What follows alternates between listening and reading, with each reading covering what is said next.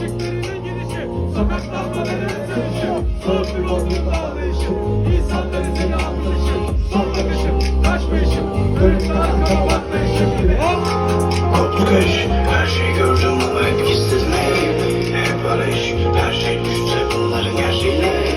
Zamanında çok yalnız gezdim bu yüzden, gece sessizleştim ama bak şimdi sansiyene nakarat söyledim. Herkesin beklediği bir dönüşüm, uyandığım yeni günlerimi, yad ederim her ölümü.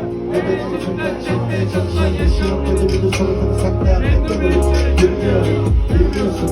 Ne kadar da yalnızım benim tuhaftan bilmiyorsun. Sil de bunu, İlk yapılır, İflatı koşan bir ülke bulur. Yine kulum bunu